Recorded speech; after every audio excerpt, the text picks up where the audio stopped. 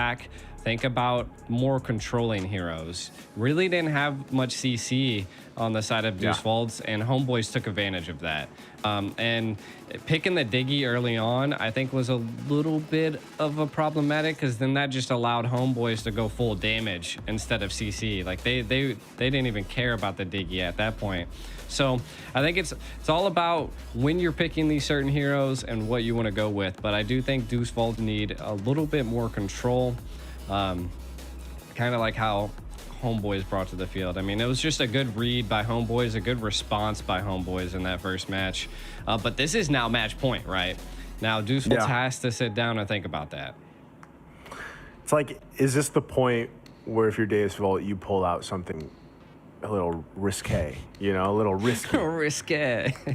Like that's what I'm thinking. Like, do you go that route because match point, man? And you know that I mean, Homebois is the same way. That's kind of the scary thing about it. You know, they've done that before in the past too. But I think if you're Deusvult, since we're talking about how they can stay in the series and get it to a game 3, it's like, again, you want to be able to match up with Chibi. You want to be able to not let Nets do what he did the previous game. If that means even taking the Claude from him, then maybe take it. Maybe take the Bruno. We saw that matchup so much, man, in M5. Where it was like Bruno Claude, Bruno Brody, Bruno this, you know. We saw that often. So it's like, I think you need to, for Hiko anyway, again, did pretty good on the Brody, but I think you really want to allow Hiko to have a comfortable kind of transition from that early to mid game. And that might just mean take that pick, take that Bruno, take that Claude, if you will, and then build around that, right? Now, Homeboy is going to be that first pick. This will tell a lot of kind of the tempo that they want to set, right? And the fact, too, that we see a lot open here that we've seen picked up or banned out from the group stages even. I'm not sure if Homeboys actually wants to lock in CC that has been picked up quite a bit, if they want to go that route, but we'll see. Yeah, and one thing I do see that is open is the Guinevere, right? Homeboys executed the Guinevere so well. Yeah. Do they opt to pick that up once again as the first pick, right? And they do. I had a feeling that this was the case. Deusvult actually utilized the Guinevere quite a bit throughout a lot of their other series, and it was one of the decision factors on their wins. So it's kind of like, instead of banning it, let's take it because we can also utilize it too. Good response. I want to see what Deusvolt's gonna do to fix that, and I think that's kind of what they initially suspected the Diggy play would have done, is to counter the Guinevere. But I think Homeboy's positioning was just amazing.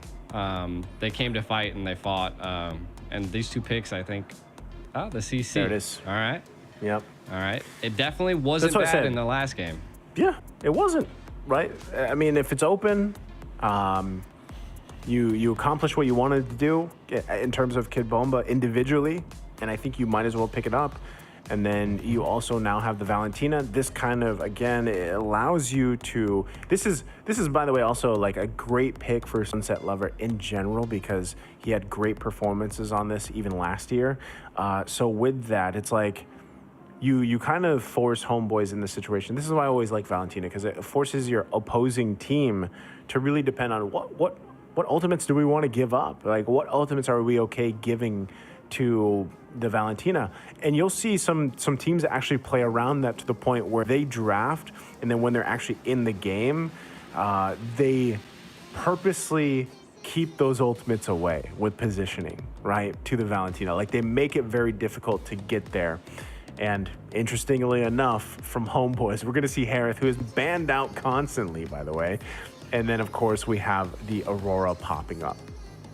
I was thinking about it during the first ban phase. There's a whole lot of magic damage, by the way. It is a whole lot of magic damage. But I think sometimes it could be the key. It could be the key, right? Because the Claude's still open, right? Maybe the Bruno pick was to, maybe force out the Claude. Again, Homeboys looking like they're going for a little bit of a squishier approach again. But from the side of Deusvult, we still don't see CC. We still don't see control, and I think that's something we need to see from them. Homeboys looking to just be so aggressive. They're ready to, again, I like the Aurora. It gives you that control. They have already have 2 crowd controls right there. You got the Guinevere, the Requiem, you got the Glacier, and then you're also going to have the sustainability behind the Harith, right? And sometimes that can force teams to build anti-magic and leave open these other 2 physical heroes. So I kind of want to see what Homeboys picks in their jungle, and if they're what the EXP lane could possibly be. We do see some bans coming out. Getting rid of the Thamus could be a good frontal aspect for Homeboys, and could be a pain for the CC to fight. And I think that's ultimately why they banned that. And then the Tigreal, I like it. I like the ban. I like it. Every time I see the Tigreal now, I just think of the KDA machine, man. The 5-man set, like that. Now that I see that, and I was watching that, like, whew, it's worth it to take out the Tigreal. I mean, it's one of those things where it's like you see some amazing set potentials, obviously, with it, even if it's not a 5-man set. Like, it's still a very big threat. And I'm also kind of wondering exactly what do we see Homeboys do with these first 3 picks that they have, because yeah, it's a lot of magic damage, that's true, and you want to kind of even this damage distribution out, so you kind of, that leads you to the table of, yeah, what do we pick up for that, right? How do we deal with that? And I think Deusvult, on the other hand, they're thinking that too. They're focusing on some of those XP picks that could have popped up. Lapu Lapu has been shining for months now, like in the XP lane, a very playmaker heavy hero. Now that that's taken out, the Thamus was taken out as well. What do we see possibly going in the XP lane?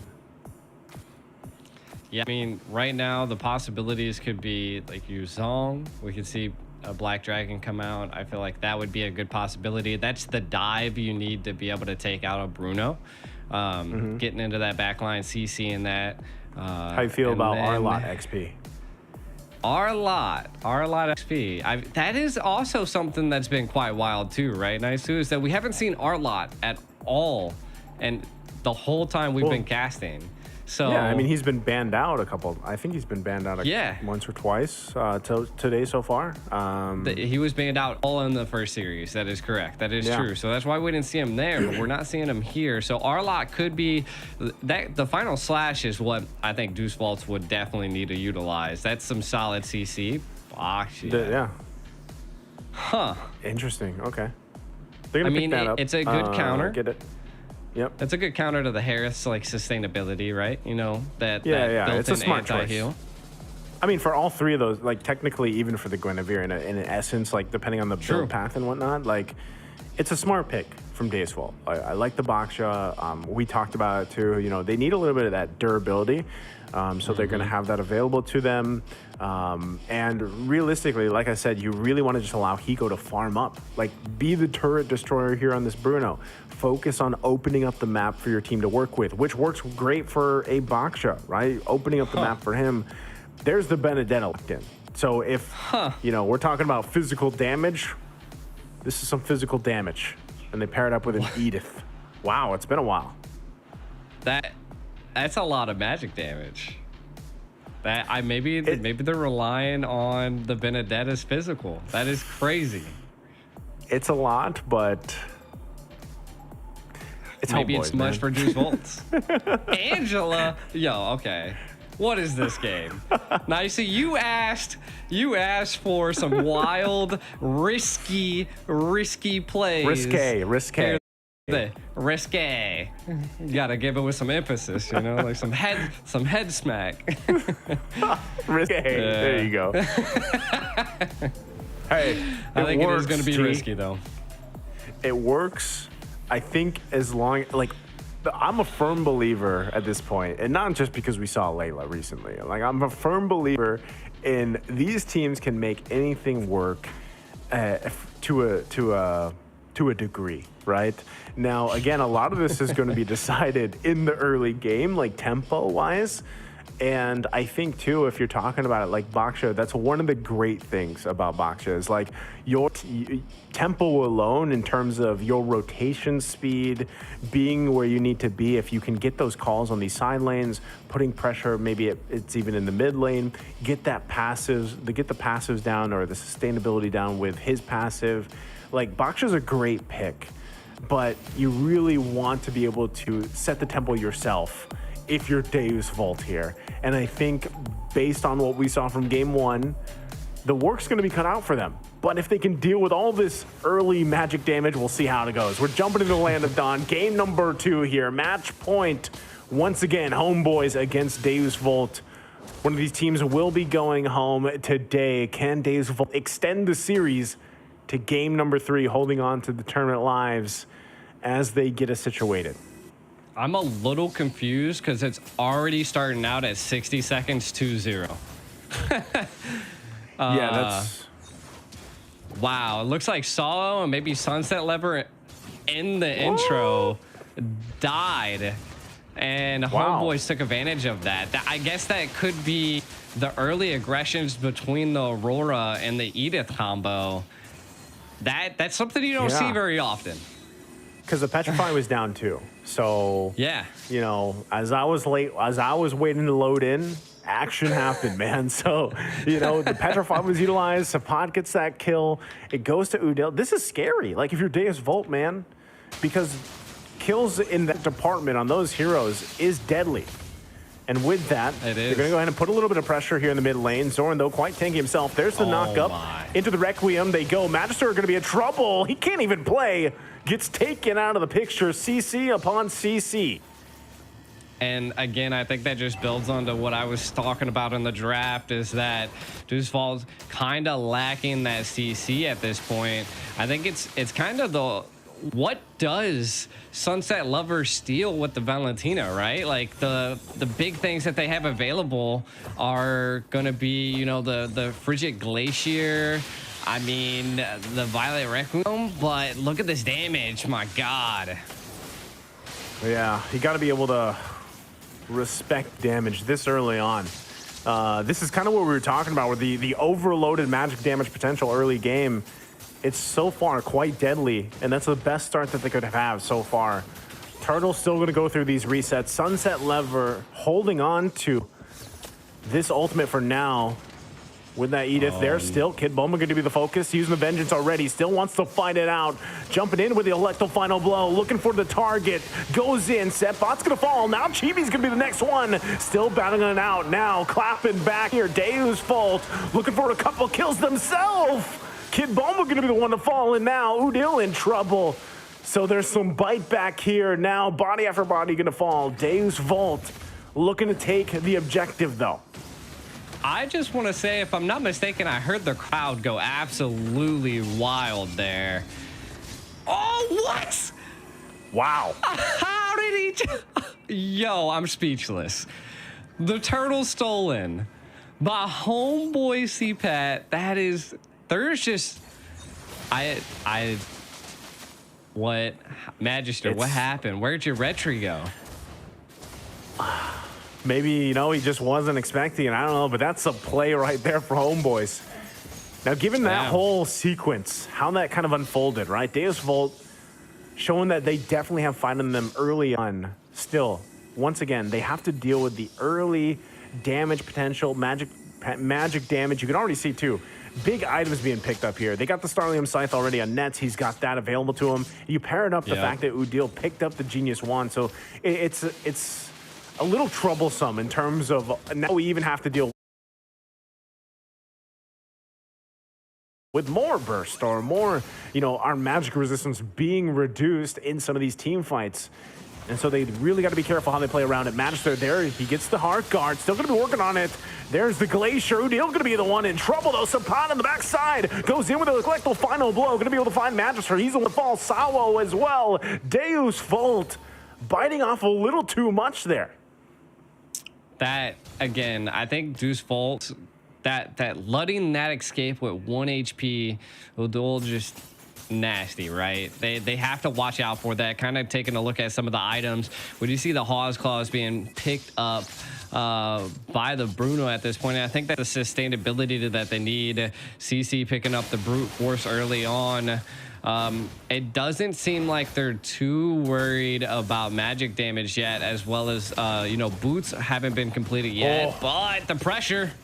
Hiko gonna be in trouble. That's the power of this Harif pick and why we see it banned out so often. Also an early Starlium Scythe locked in on the item. Sao gonna be in trouble now. 3 members here on the top side. Can't get out of it. Magister a little bit too late. Udil here as well. Sunset Lover and Magister trying to hold down the turret. Turtle now up though. Homeboys furthering the gold lead. Nearly at 4,000 ahead here against Deusvult. Yeah, and it looks like we're going to be getting into the next turtle here. Deusvult really need to stop this snowball that's happening by Homeboys.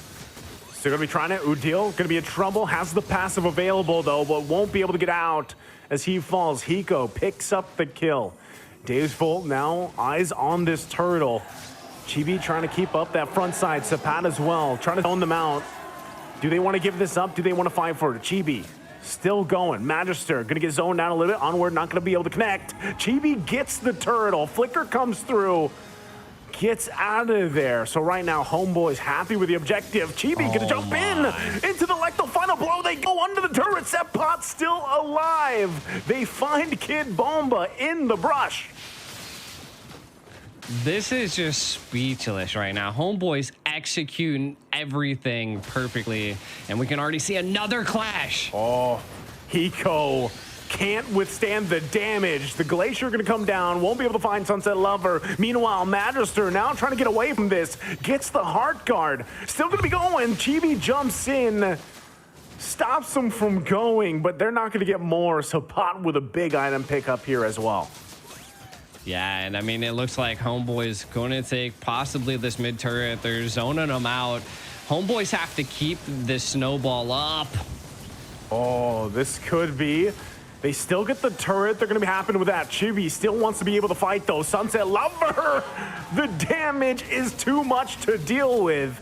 Now Sapat here against Magister. Does he want to go for the kill? Going to jump in. Still goes for it. Has to use the retry to get away.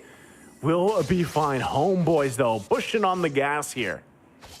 I mean, they are definitely pushing Deusvult against the wall. Deusvult at this point really need to kind of step back, and I don't know what could possibly be stopping them from missing the retry, but Kid Bomba! Wow. Even with the vengeance, God. It doesn't matter, G. It doesn't. It doesn't and look matter. at this. Chibi still wants more. Magister the target. The rest of the team gonna try to help him out. Hard Guard gonna come through. Still gonna be fighting. There's the Glacier coming down, even with it all. He will be fine. The fight for the resources, though. Chibi knows it. They already got the Hard Guard dealt with. Still gonna be putting the pressure once again on this side of the map of Deusvult. Divine Glaive as well, picked up for Udil. If there wasn't enough magic damage, it's even more deadly now. It is, and they're already zoning out for the First Lord. Homeboys controlling a bit of the map. Oh my God, CPAT into the top lane, taking out Hiko. Oh, still gonna be going. Once again, Magister, the flicker from Zorn. Looking for more, though. The pressure is there. Now Sunset Lover gonna be the one in trouble. 3 members are gone. Make it 4 for Deusvult. It's only Sao. This is dire for Deusvult. This Homeboys now makes the way for the Lord. First one of the game, and Sapat will continue to push the top side. You said risky, we got risky. Not only did we get risky, we got major aggression by Homeboys. The snowball effect is engaged, and we can see Deusvult. They need to find a response. They keep going in and testing Homeboys, and they're, again, I think it's gonna come back to that they're gonna have to mount up a great defense. They do have the ability to do that, right? Kid Bomba, though, being farmed up alongside Magister, mid-game coming in, we could see a little bit of a scaling happening by Deusvult as they are securing a bit of the magic resistance that they need against this magic heavy team that Homeboys has. Lord kind of rumbling down in the land of Dawn. How is Deusvult going to respond to such an aggressive attack. Tough for them to deal with. Look at the backside. Sapot gonna jump in. Got a little aggressive there. Ends up falling. 1 versus 3. Was trying to just put the pressure. Still, Lord gonna be making its way top side. Right now, Deusvult, full force, 5-man. Gonna try to defend this. Still, does Homebois actually want to continue to press this situation here? It looks like they won't. Again, even though Sapot went down, they still got a little more space to work with around the map based off that first Lord push, but ultimately not able to get any more damage on these base turrets.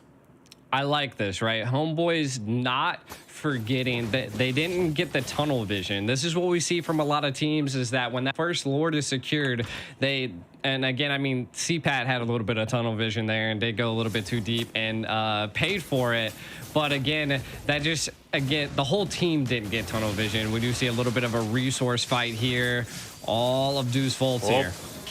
Gonna use that electro final blow once again. Sapot trying to focus down Sunset level. We'll be able to get him. Hiko falls as well. 2 down for Deusvult. Still gonna be fighting Magister, trying to get out from Nets. Still alive though. Quite tanky himself. Kid Bomba, the next target.